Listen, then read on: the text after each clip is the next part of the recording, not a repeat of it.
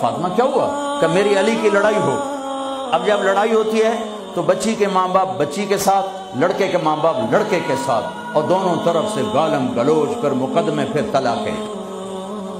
آپ باہر نکلے، علی کدھر ہے؟ کہ باہر نکل گئے۔ آپ نکلے تو مسجد میں سوئے ہوئے تھے، آپ نے ان کو اٹھایا، قم یا ابا تراب۔ یہاں ابو تراب کا آپ کو ٹائٹل ملا۔